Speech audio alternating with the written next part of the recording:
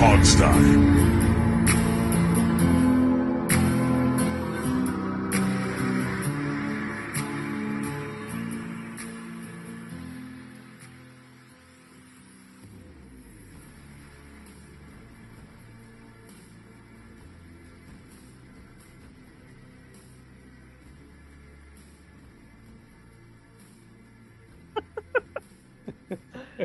All right.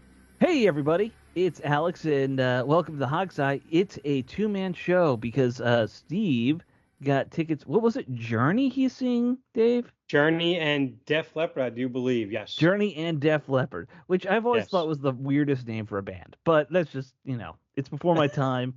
I don't get it. Like, was it an inside joke? Def Leppard? I don't know. You know what? Steve could probably tell you a lot more about that because my whole experience with music is I don't dive deep into band names and Hmm. stuff like that. I just enjoy the music.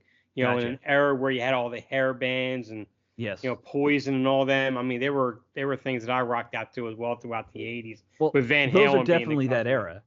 Yes, right? absolutely, yes. Yeah, and look, So. everyone loves to get drunk at a karaoke bar and sing some Journey. I'm not going to judge you. Uh, I mean, am I wrong? I think my wife's go-to song is Journey. So, it took me a minute to finally drop the whole fact that I had like an ex-girlfriend that took like a handful of Journey songs and Mhm. played them in favor for me on the radio. My wife now loves Journey. She Okay. had gotten to a point to where it was like, you've got to stop this. They're a good band. Stop harping on that, because every time it came on, I wanted to change the channel. Right. And of course I was being a petulant little child with all that. I was like, you know what, move on. But she was Yeah, right. Always. She's always right. they But I'm just usually saying, are.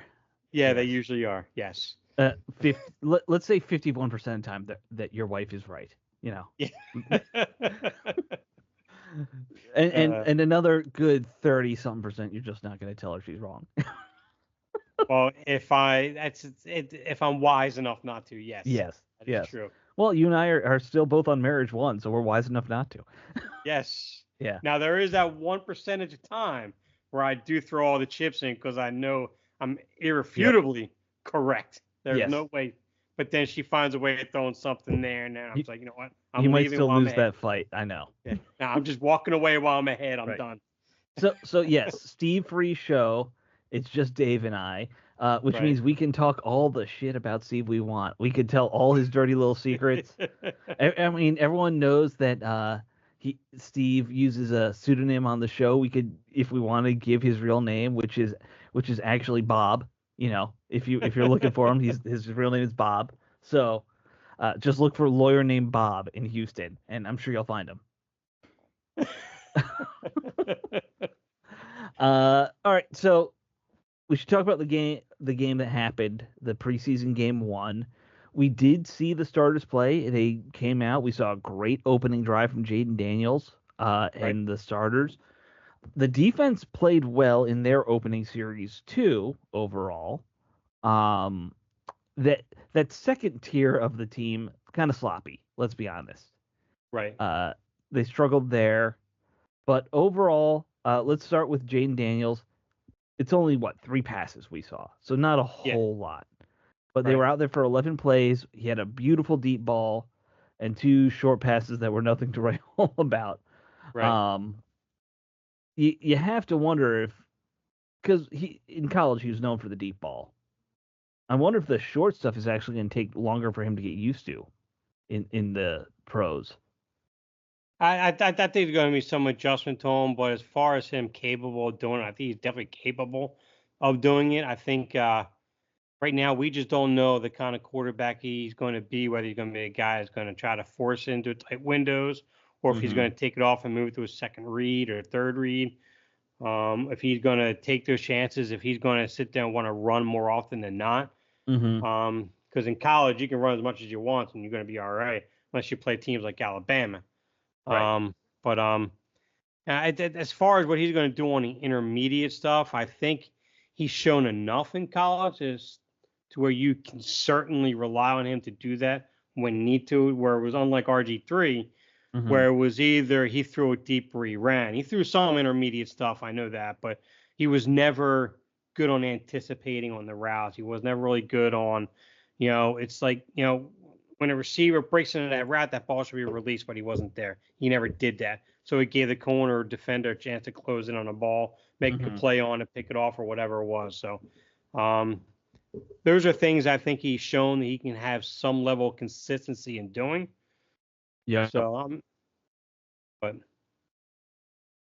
Well, so who else stood out to you overall? I mean, I know, again, we're really only looking at a handful of plays from the starters, but did anyone? Well, I will just hang on Jaden Daniels real quick though. Is that 42-yard bomb to Dyami Brown was actually a play that he checked out of originally. It was supposed to be a screen off the town.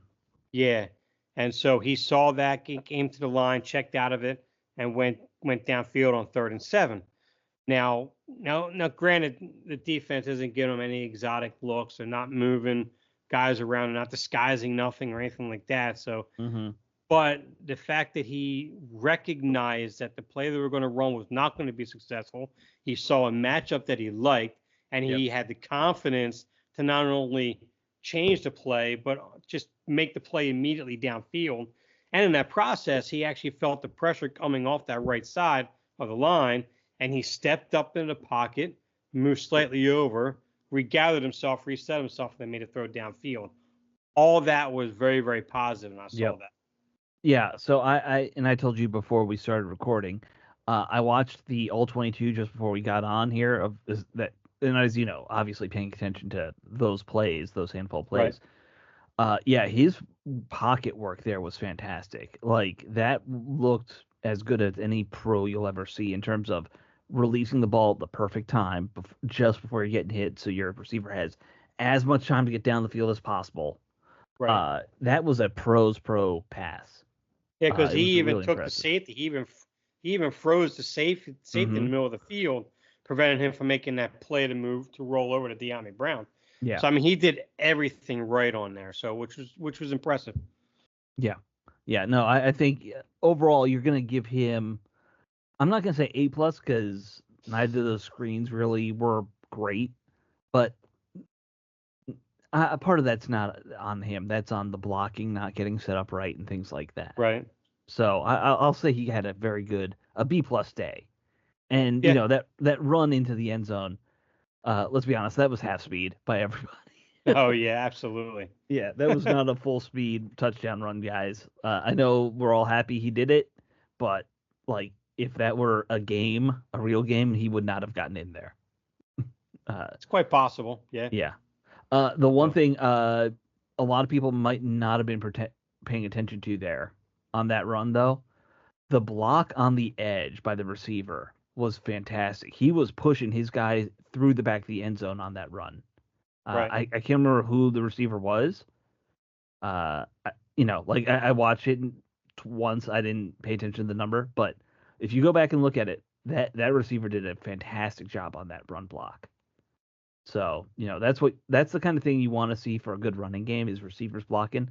Another guy in the running game who was doing a really nice job, I thought, the new center, Tyler Biadasz. Right.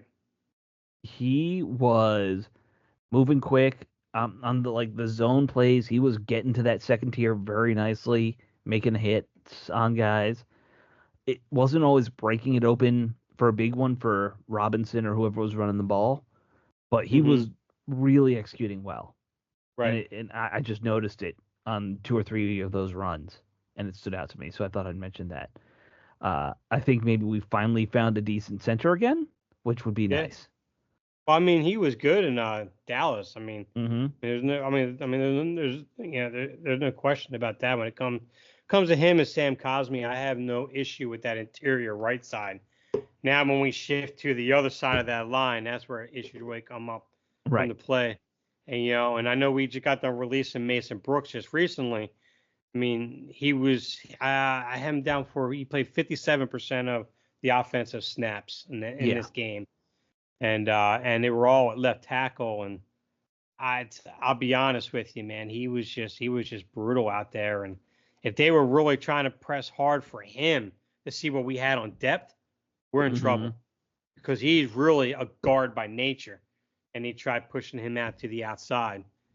Well, obviously they're not going to be counting on him for depth now. No, That's clear. So yeah. By the way, I guess since Steve isn't here, I can give us the quick numbers for the game for Washington here. So Daniels was 2 for 3, 45 yards. Mariota was 1 pass, 6 yards. Jeff Driscoll, 7 for 15, 87 yards. Hartman was 8 for 13, 83 yards. That's the passing. In terms of the running backs, Michael Wiley got most of the carries, 8 for 34, and a touchdown.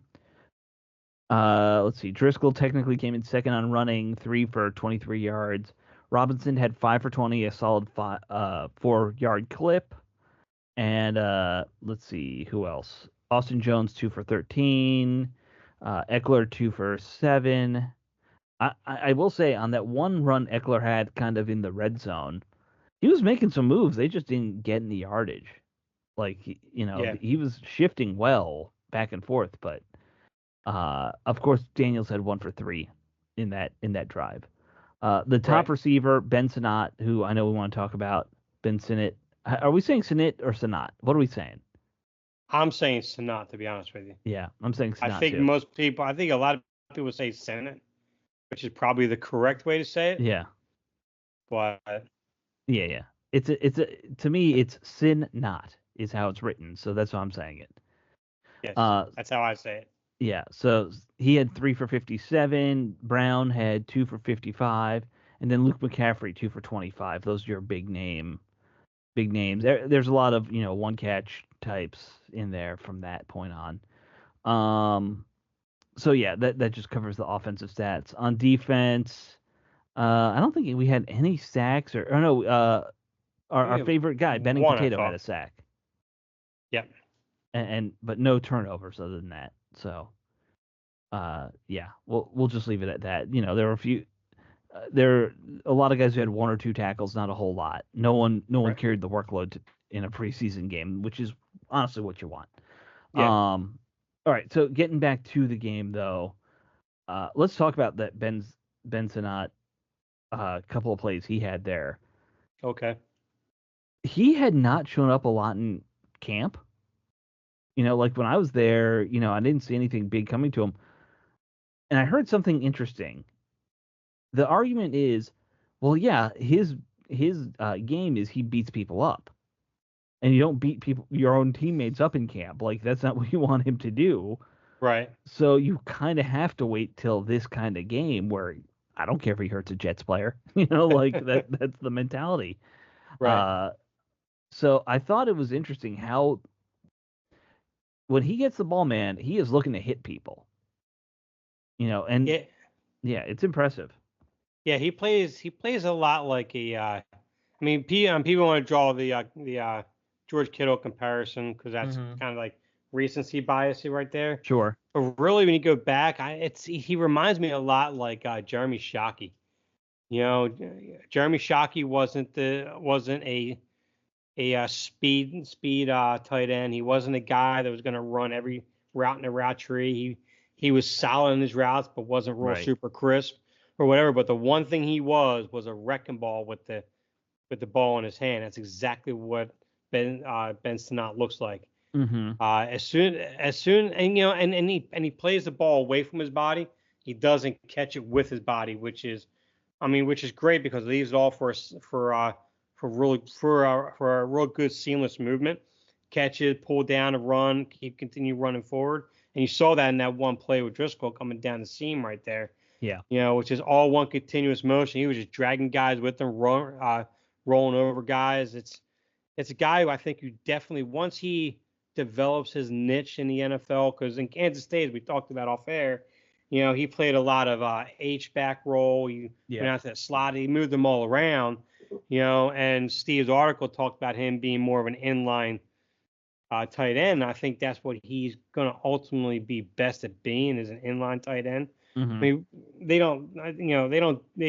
don't use much of the H-back in Kingsbury offense anyway, from what I can recall, anyhow. So, No, but they do not. And just right, so folks know, Steve put out an article on the 11th called "What is Ben Sinat's role going to be this season?" where he kind of breaks down his thoughts on where Sinat's going to slot in, with Zach Ertz being there, and he goes through a lot of the stats that Sinat put in college. So it's a good read, worth reading.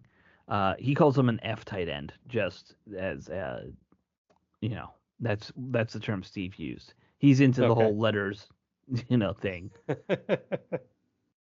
But yeah, So look, I am very happy with what we saw from him. If he can be a high end 2 to like mid 1 type tight end for us, uh, where they draft him, that's fantastic. Like right, I never assume a guy's gonna become a Pro Bowler. Like I just want to right, see, can this guy be a good player for 6 to 8 years? That's what I want. When you draft a guy, if you get 5 or 6 guys like that in a draft, that's a huge win. Um, but I liked what we saw a lot. I think he's physical. I think you need people on this team who will beat up defenses a little because they've lacked that for a long time. right. Like even Brian Robinson, power runner, but not a bruiser. No, Like great teams always have 1 or 2 guys. Their job isn't to make a big play. Their job is to kind of wear everyone else down. That's right, their asset. And we've lacked that for a long time. Because look, I like Jordan Reed, but he wasn't that kind of guy as a tight end. He was an athletic tight end. Uh, Same with Logan Thomas. And, hmm, and the guys who are gonna beat you up are usually gonna be a big physical tight end or a bigger running back, and we just haven't had those. right.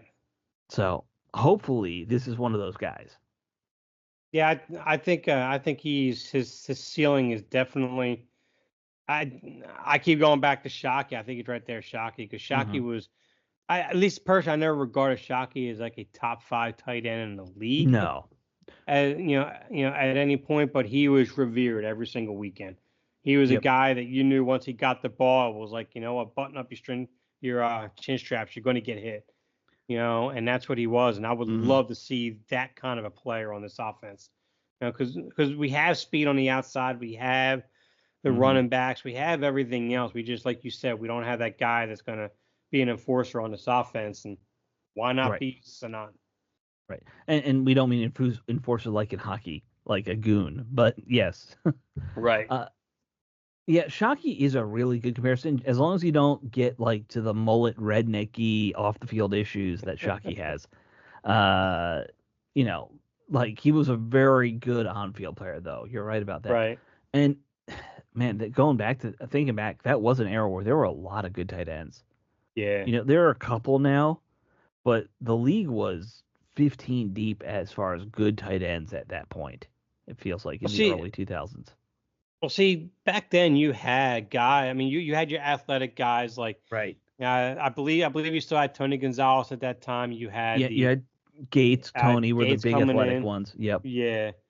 And then you had your guys like Shockey and I'm trying to think of the other tight end. I think You could put with Witten in before, there in the later yeah, Witten. There years. you go. Yeah. Cooley overlaps with that. Uh, oh, the Eagles always had good tight ends. It felt like Smith and Selleck and whoever else. Yeah. They just rotated in guys. It seemed like. Actually, Selleck is a great example of of a tight end that could definitely put the hurting on you coming downfield. Hmm. I mean, I believe it was him on the Eagles that lost his helmet and still continued running downfield Yep. and lowering his head in the guy's shoulder pads to get the extra yards. It was insane how he played. Yeah. Yeah. Yeah, That early 2000s era was a very, more, you had a lot of physical tight ends like that. yeah, yeah. And I feel like the Steelers always had 2 really good ones at the whole time. You never Right. remembered who they were, or I didn't because it's the AFC. Who cares? Oh, and then who was the guy that was with the Ravens forever? Oh yeah. White dude, kind of lean, but another great tight end. But yeah, there was just so many good tight ends in that era. Now Dave's Right. going to look, which is going to make it tough because when you're a two-man team, looking stuff up means that one guy's really not going to talk. So I'm just going to keep on talking and go on and say the team has made a couple of roster moves that I'll let people know about. Uh, First of all, I Todd Heap. Todd Heap. There That you was go. a guy. That Yes, was a he good was a guy, man. guy. Yes. Yeah. Uh, all right. Uh, Alex did his happy dance this week. Do you know why? Because they released Ramiz Ahmed. Oh yeah. You know, that experiment that we all knew was not going to work out is over. They're going to give Riley Patterson a shot now to be the guy at kicker. Um, Now, look, honestly, I think Patterson's better than Ahmed. I don't know if he's going to be the answer. He might just be Right. an answer for a while. But I'm willing to see him get a shot. He's younger, and he can still develop. Whereas Ahmed was, I think, 4 years older and had never Right. really succeeded. So, you know, they released Ahmed. They released Mason Brooks, who you talked about, Hmm. after he struggled. And the guys they brought in. First, let's talk about Martavis Bryant, because I know when we get to the other name, you're gonna have a soliloquy that you need to get into. Yeah. So they signed Martavis Bryant, and one of two responses seemed to happen on Twitter and in the fan sphere. People seem to forget that he hasn't played since this team was actually called the Redskins. His last game was Right. in 2018. I did a quick little bit of Googling. It's been over 2,000, and now we're at 55 days. 2,055 days was his last NFL game. He played in the Right. XFL. He's been on practice squads, but he hasn't been in an NFL game in that long. Two presidential administrations ago, almost. Um, but people are acting like we're bringing him in all of a sudden, and he's going to be the number two, which is ridiculous. Everyone needs to calm down about this. Well, I mean, I even saw a post today with someone going and go, I can't believe the NFL just allow us to sign a stud to go alongside Terry McLaurin. I'm like a stud. This guy hasn't played since 2018, like you said. The guy hasn't been able to hold on to a roster spot for whatever reason. You Right. know, it's now. I mean, granted, when he did play for Pittsburgh all them years ago, he was a beast. Absolutely, he Good had number speed, two. he had Very good size, number two. everything. He was Yeah. he was very very good. Yeah. You know, but and I can't remember a lot of his issues that he had. But It I was know they substance weren't abuse of some kind. I don't even know what. right. Yeah. Right. You know, Yeah. and I think them bringing him in is more of a, you know, I don't want to say a wake up call, but kind of like a tap on the shoulder. Or some of the receivers on this roster, they need to kind of get their heads out of their ends and kind of get themselves going forward. Sure. Mainly Jahan Dotson, who has just not been the same since his rookie year. You know, and I think that's it's kind of a, you know, we're not liking what we're seeing from this group. We need to bring someone in to bring in a little bit of attention, and hey, maybe you guys can get motivated a little bit more to move to. So you think it's a Dotson thing, and I look. I know that's the popular opinion. I would just posit this. This team has one. They've had way too many guys who are smaller, faster receivers. Right. Jahan, Terry, Jameson Crowder, uh, Zacchaeus, who you like, is technically that as a slot guy. Right. I do not think that we brought in Bryant to say, hey, Jahan, you're not doing a good job.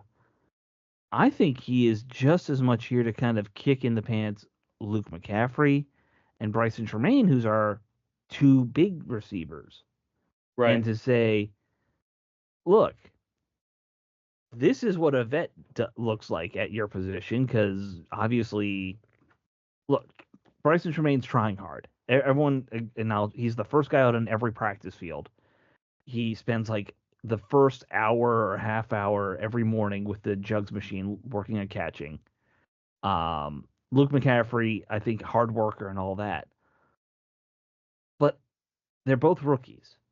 they're both going to need a lot of seasoning and time not playing, frankly, where you can continue to develop them, I think. And I'm kind of looking at this as, let's say McCaffrey's really not ready to be the guy, because he's, I think, the only guy on that higher end of the roster who's over 6 foot. He's 6'2", 6'3", maybe, if you put some lifts in his shoes. Um, I think that Bryant's here to kind of take on that role until they think one of these guys is ready. That's what I'm guessing it might be going on here. They need because they need a big man. You don't want to have all small receivers like last year. It's not effective to have everyone be the same player. That's true. So yeah, no, I'm wondering if that's what's going on. I mean, I don't disagree with that. I just bring up Jahan Dotson because, and just to preface, I mean, you could go back in my Twitter history and you can see how much I cheered on that draft when they moved back in the draft and you're a Penn State guy. He's a Penn State guy. I get it. Right. And it's more than that though too, because Jahan Dotson, he had I want to say the 6th lowest drop rate in in all of college football, and he had to play every single pass a 50-50 pass because of the quarterback he had at that time. I mean, he was a technician on route running, and even Steve and I talked about when he first came in that he could ultimately be a better route running technician than what McLaurin was and everything. So all the tools were there. In his rookie season, we saw a lot of that, and we saw him progressing, and I kind of expected that.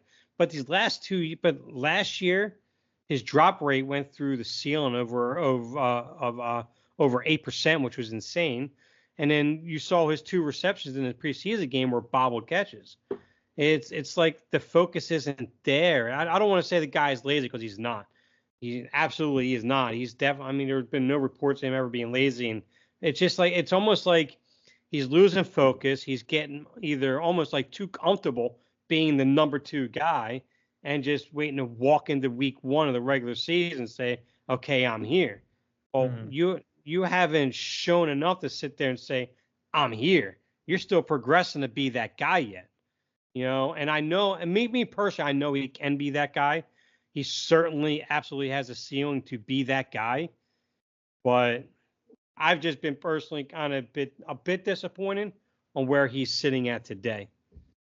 Yeah, I mean, look, I think his numbers have been disappointing overall. It is interesting that they played him a whole lot in this first preseason game. It seems like they're trying to put him in the slot now, which, if you're a route runner, and that is his strength, similar to Terry, it's not a bad thing to be a slot guy and have that skill, because as long as you can quick twitch to, get that corner to take a bad step, or whoever's covering you, linebacker, corner, it could be either. As long as you have that part of it, being an elite route runner just makes you, almost unstoppable. Plenty of guys have been good slot guys who can, make a quick move, but they're not necessarily great route runners. Honestly, you look at Crowder. Crowder didn't do anything special as a route runner, but he just knew how to get open on that first or second move. And that's what his skill was, right? If Dotson can put those together, then, I think you've got a great career as a slot guy who could probably get 1,000 yards or 800 yards a season, something solid like that for a long time. Right. I often wonder if we saw him, you looked at his skill sets, I looked at, and it's like you see a little bit of Santana Moss there and you were hopeful, right? Right. I don't think he is quite that, though. I don't think he's got that kind of talent yet. It is interesting. There were a lot of criticism of Dotson, especially because of this signing. I just don't think it's all about him. I think people are putting too much on him with this. Bryant's here to compete for that 6th or 5th receiver spot. He's not here to compete for the number 2, number 3 spot, guys. Sure. No, yeah. I completely agree with that. But right now, Dyami Brown's been kind of making a lot of noise. He's always been a camp guy. Do everything in camp, looks good in camp, but that catch down the sideline that he had, no bobble, bring that ball in, focus. I'm not saying he's turned a corner off of that. I'm not saying that, man, he might just jump to be our number 2, number 3 guy and he's off and running. But that's what you need to see in De'Ami Brown week in and week out, without the mental setbacks and the just the and just the lack of focus drops, the mental drops, Right. that you see him make every now and then. If he can get past all that with his speed and his ability to gain separation, I mean, he has a good chance in this offense with Kingsbury to do something this year. How much do you think of that was him versus Jaden Daniels just has significantly better ball placement skills than Sam Howell had, or honestly Heineke, or any other quarterback that we've had here in his career? Oh, I think absolutely it's got everything to do with ball placement on that, because even in college, when you saw De'Ami Brown, the one thing that you noticed is that the ball was even a bit off the mark. That's where most of his issues always came in with his drops. He's a guy you got to lay it right there. You got to put it in the breadbasket. He's not going to be a guy like Terry McLaurin where he's going to come off his route, contort his body one way and make that acrobatic catch. He's not that guy. I've never seen him do that. So I think you bring up a good point on that one. I think it's absolutely ball placement, but that's what you get with Jaden Daniels, especially on a deep ball. So Right. And, given Brown's got good speed, he's not all NFL speed. Like, he's not going to pull the Deshaun Jackson. Yeah. He's just above average. He's not elite. So, because like if you go back and watch that, he wasn't super open. It's just a great place ball. And I saw Daniels do that to Jahan Dotson in training camp. We've heard other reports repeatedly of him having really good deep ball placement. So I'm thinking that's a huge part of this. Now, look, all that said, if Brown can suddenly be a guy who makes one of those every couple weeks and makes maybe 2 catches a week, that's a huge bump for him. Because we're talking about a guy who averaged 10 catches a season right now. Yeah. So if he can be somewhat productive and put up, I'll be honest, 4th receiver numbers, that's an upgrade for him. Yeah. Doesn't mean we keep him long term, but he could become that. All right, let's talk about the other signing. They brought Sam Hartman got hurt in the game. That's why we had to see Jeff Driscoll come in, go out, come back in. Because Hartman was banged up. He's not going to be able to play next week. It sounds like might not be the week after. Right. So they brought in a man who Dave loves, his favorite superstar quarterback of all time, Trace McSorley. I'll tell you what, man. It's there was a specific comment I got back because I made a comment to Grant Paulson saying, well, they Washington signed star quarterback from Penn State, Trace McSorley. I said, star, maybe not so much, but a good quarterback, I'll give you that. Great athlete, yes. And someone, of course, had to make a comment, whether trolling or not, saying, oh, he was our star quarterback. He was our star player. I'm like, dude, reel that back a little bit. I mean, this is a guy only once in his 3 years starting was over 60% completion. I mean, he was in the low 50s on his completion percentage. Yeah. This is a guy who went against Ohio State in year 2 as a starter, went 8 for 23.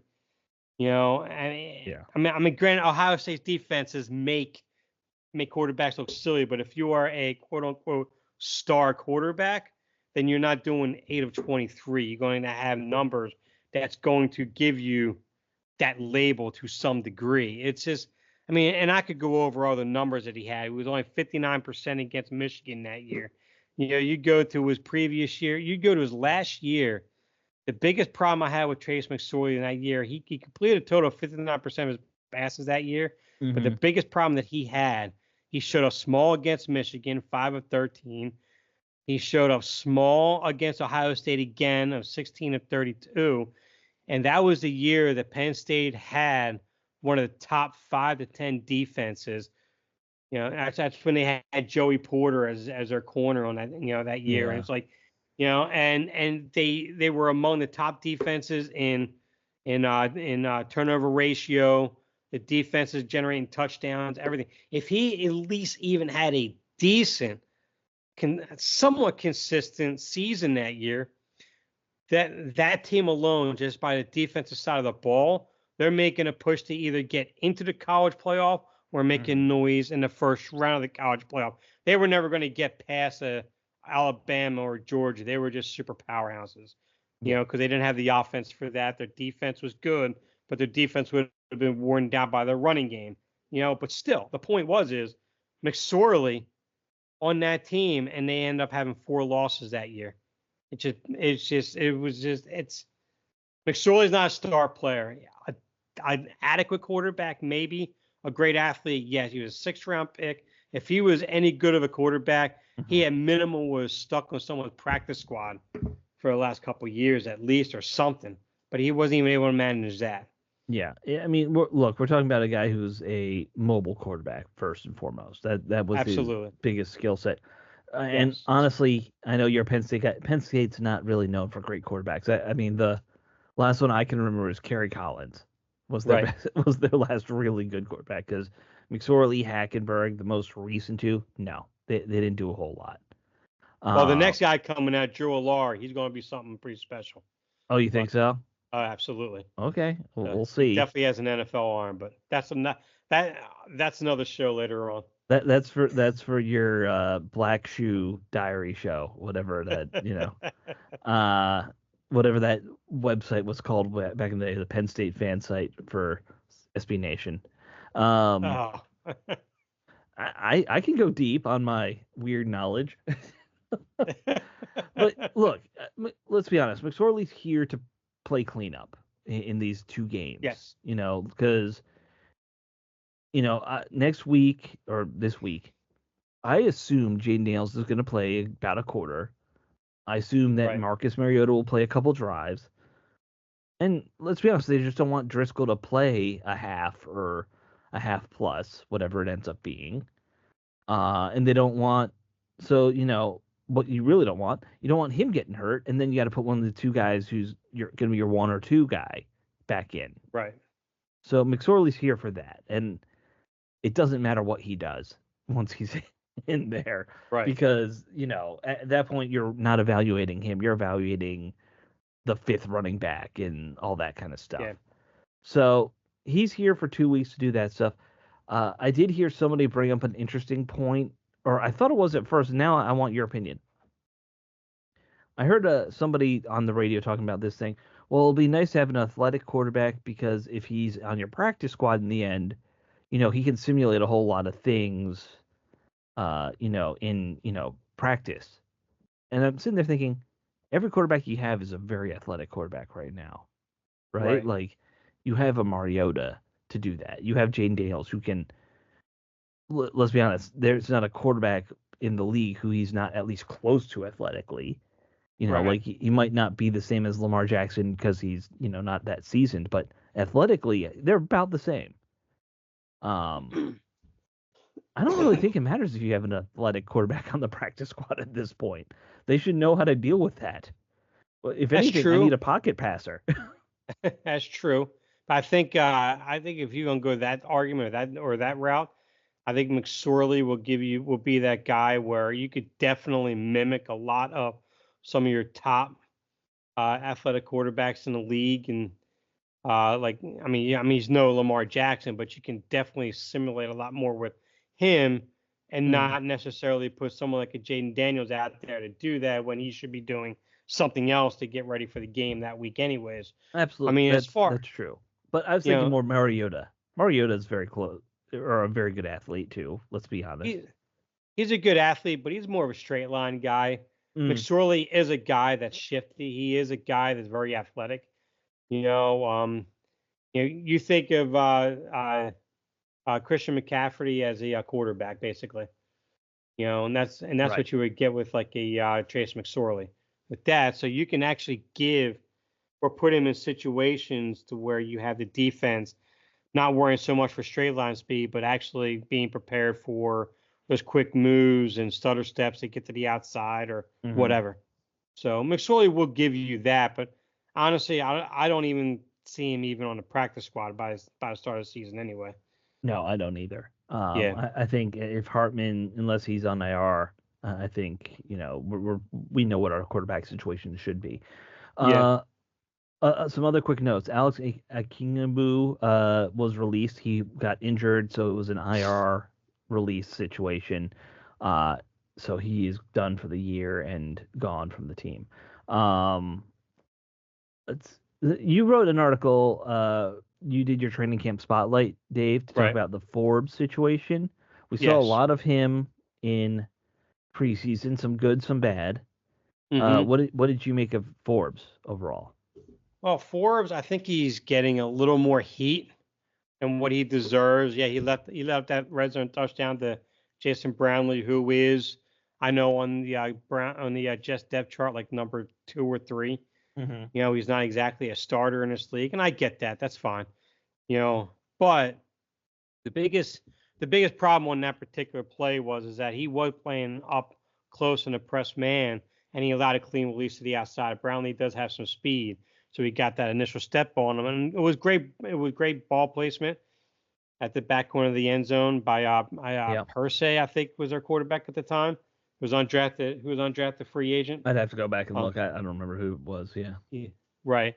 So I mean, the ball. I mean, and Forbes recovered well. He got on him. It wasn't completely open, but the ball placement was just perfect. There was no defending that, right? So, It was but if Persley, by you the way. Yeah.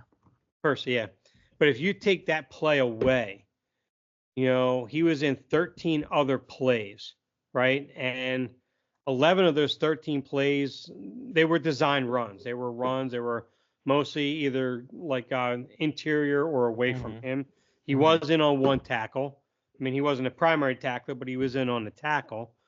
But he was in on 2 other passing plays, and there was one that was a deep crosser. It was a deep crossing route. He lost the initial step off the receiver coming across the middle, but his recovery was quick, and he was on him, and he closed that passing window very, very quick. So there was nothing there. So the quarterback came down to his secondary read after that. So that was good coverage right there, and he did well in that one. There was another one which was, I want to say, was the second or third play of the game where he had press coverage coming down. It was just a fly route down the sidelines is all it was, Mm-hmm. and he was with them step for step, and he had a pass defense on that. So Yeah. Some as good, some far, bad. yeah, absolutely. And 7 of his 14 total plays he was playing up in press coverage. And the one thing real quick on that one play that he did pass defense on, that when he was in press man coverage, he didn't allow a clean release off the line. So he is Yeah. so he is capable of getting physical. It's just he's not going to be able to get physical with guys like AJ Brown and them in the league, obviously. Oh no. That's absolutely not. But he is capable of it. So I think he actually played a good game. You take that touchdown away, and no one has any complaints about him whatsoever. But because of last year, especially that game in Philadelphia, which was an absolute disaster. I mean, if it wasn't for last year, I think a lot of focus on a touchdown pass wouldn't be so much on Forbes, but the other 13 plays he was involved in, I think most fans would be like, well, there's some improvement there. And which I would. I thought there was some improvement with him coming into this year. I do think I don't think he's a total lost cause. I think Right. similar to what we saw with Jamin Davis, Ron overdrafted somebody dramatically, Right. and you might be able to develop him.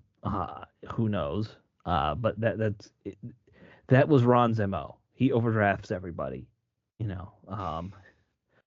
So I'm not gonna give up on the kid yet, but yeah, he's got as long as they think he's mentally okay after, because like he lost it in Philly, like he completely lost his composure. Oh Uh, yeah. like I've not seen that from a player in a long time when they go to the sidelines and they're kind of just flipping out like that. But if they think they can get him back mentally, I think he can be a functional player still.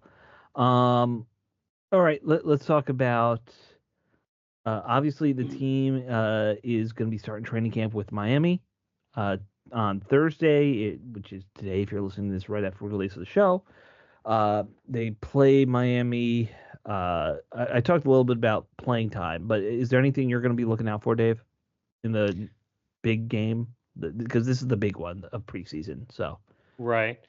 Um, I mean, I guess the obvious answer is what offensive line.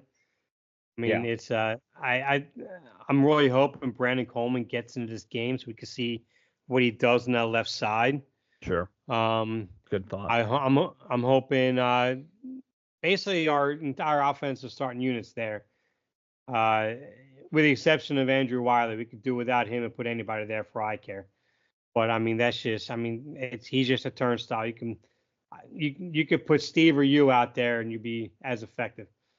But I mean, that's being harsh, I know. But still, Yeah, last year sits very, very sour in my mouth on what he did last year. But as far as that at running back, Michael Wiley, I'd be curious on how much playing time they give him in this game. Maybe anything with the ones, possibly because uh, Chris Rodriguez didn't get. He had 6 carries for 0 yards in this game, and last week. Wiley, Yeah, yeah, and Wiley accounted for 39% of the offensive snaps, averaging 4.3 yards a carry. And I'll be curious. And he was a shifty running back. I don't know what he got for the passing game wise, mm-hmm. but I'm curious to see if maybe between him and was it Austin Jones is the one young kid USC. USC, right? Yeah, Yeah. he's more of a receiving back though. Like Yes. that's what he's here for. Yeah. I and I was high on him coming here, thinking he could Right. be, a backup to Eckler in that Yeah. respect. But no, Wiley impressed. I mean, like I don't it's not the Alfred Morris thing yet. Right. We're not at that point, but he could be something in this league. I'm not sure I'm not exactly sure what, but uh yeah, and Rodriguez. It's a shame Steve's not on here because we all know he carries a torch for Christian Rodriguez. Uh, Yes. I'd In like to fact, I hear. wouldn't be surprised if he went to the concert with Rodriguez today. Yeah, yeah, You probably know, probably I did. mean, Probably took him so with him. Because he you had know, 2 tickets. Who else is he gonna take? all Uh, right, you know, yeah, yeah. But that's a good one to watch. Is Wiley. Obviously, I will be. I think we'll all be focused on Daniels. Um, I want to see McCaffrey get some more touches though. right, That's another young guy who they drafted to be part of this future here. I think we're good with Sanat. We've seen what he can do in those 3 catches. Uh, show me what Luke McCaffrey. What's his role going to be? Is he yeah, a possession guy where he's going to like run a 10-yard out route, or is he going to run a curl? Is he a curl guy? I don't know. Like, what is his skill? Let's see it. right, You know. So that would be my thing that I'm looking for. And then, just improved play by the defense overall. Let's yeah, keep on working there. All right. Lastly, let's talk about some news in the league. okay, Obviously, the big story: rookie quarterbacks, J.G. McCarthy, done for the year. Knee injury. They're saying he had surgery, and they weren't sure if it would be a couple weeks or a year. It depended on the surgery. It looks like he's done for the season. yes. So the Vikings are done, for all intents and purposes, because I think I don't even remember who their backup is. It's one of those rejected Jets quarterbacks, right? Oh, Uh, you're talking about Sam Darnold. yeah, that's right. That's right. It's Yeah. Darnold. Yeah, yeah. So the Jets have gone through so many high drafted quarterbacks. Oh, uh, maybe he could be the next Geno Smith. maybe, maybe, That'd be you know, wishful thinking. probably. Yeah. Uh, but yeah, so McCarthy's done. The more interesting news was the Browns extending JOK. Of course, like everything, Washington fans had a meltdown on Twitter because why didn't we draft him instead of Jamin Davis? Right. That was the quick reaction. And I don't have an answer why they didn't, other than the fact that his team was bad at scouting under Ron Right. Rivera. That's the answer. um, but yeah, so he got what, a 3-year extension? It was something reasonable. It was like 10 mil a year on average, something around there. Right. So, good for them. Good for him. He's a talented linebacker. Uh, but I mean, I assume you're not one of those people who got like annoyed or looks Well, back. You're not a person who just looks back. Why didn't we do this? Why didn't we do this? Are you?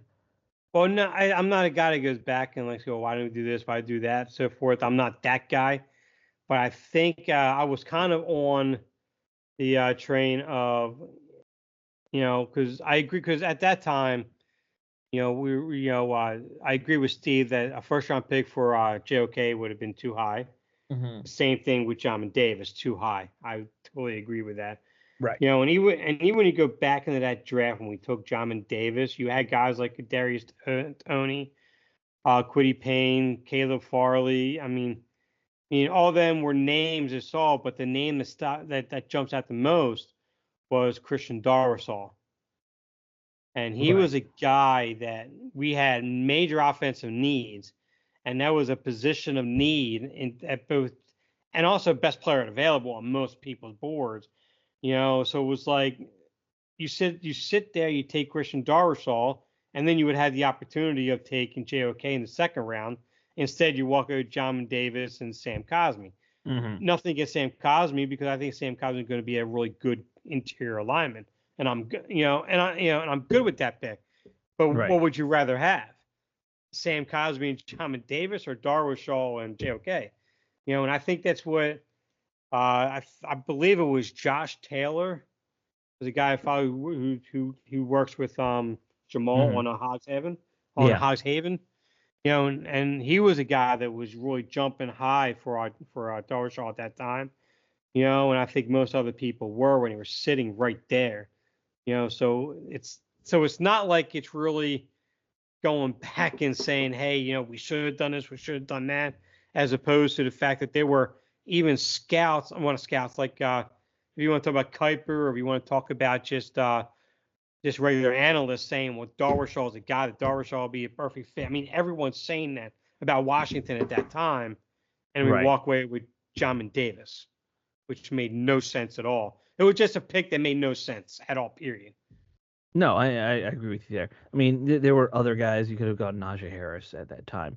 Yeah, Uh, nothing wrong with getting a solid 1,000 yard a season running back. um, true. or especially if you knew he was the best guy in the draft.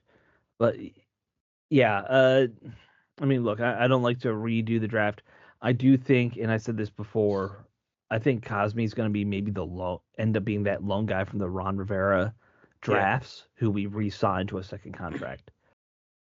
Looking at the list of draft picks from the last 4 seasons, obviously that first season they're all gone. The whole 2020 class is done. right. I won't be surprised if everybody but Cosmi's gone from the next class. The one we're talking about, the 2022 class, I guess we're at, or 2021 class. Yeah, 2021. Yeah, Yeah, yeah. And I wouldn't be surprised if nobody from 22 or 23 sticks around after one contract right now. I mean, no one's really standing out to me. right. Maybe it's too early to talk about the last group, but yeah, Cosmi's really the only one that you're like, yeah, he's turning out pretty good. And I you know. think, and I think right there that whole statement is the overarching point, though, with most of the fans, is that when you look at what Ron Rivera has done in the first round overall in the drafts, I think that's what really drives people to really go back to, like what I said. Well, you had Darvish and then you had JOK, because Ron Rivera just had no business being a final say in No. any draft selection. I mean, you barely should even be consulted for talent evaluation to begin with.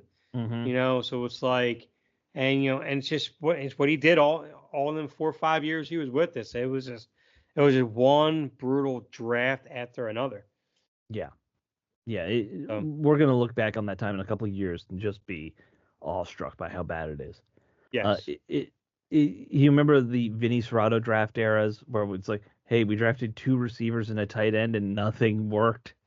Oh It's my good. good. It's 4 That was years of what that. that was what Fred Davis. Uh, Thompson was Devin the other. Thomas. Devin Yeah. Thomas, Yeah. And and then then Kelly, Malcolm Kelly. yeah, Malcolm Kelly. Yeah. Yep. So Yep. We were all excited. We thought we had our receiving core of the future there. yep. One guy wouldn't stop getting high. Yeah. It's a shame because Fred Davis actually looked like he was going to be a He, legit tight end too. right. He was the best of the 3. The one Yeah. who was always stoned. Oh, it was Oh bad. man. Bad. Yeah. So yeah, those were the big 2 stories though from the NFL this week. Right. One injury, one guy getting a big contract. Of course, Brandon Ayuk continues to be drama. Yes. And I don't think we have to worry about it though. It sounds like Washington's out, which is good. I don't know. Every now and then I see a post, so like, well, Washington might still be back in it. It hasn't been from a reputable source yet, but No. still, it's like, I mean, come on, just let it go. We're not getting him. We're not trading him. Maybe Yeah. next year we'll sign him as a free agent. Yeah, If San Francisco doesn't re-sign him. I think that's the most likely scenario in which Washington gets him, if at all. Mm-hmm. It wouldn't surprise me if Adam Peters doesn't really want him. If he's like, guy's a headache, don't want to deal with it. I'll put it this way. You talked about it last time too. Was the fact that when we brought up the fact that he's been in that building with them his entire career, and yet he's not going out there and treating him like he's a number one. Because if Adam Peters thought he was truly a true elite number one receiver, he'd be on this team by now. Right. The assets would have been moved for him. And who knows, maybe McLaurin would have been one part of that deal to get him here if he truly felt that way.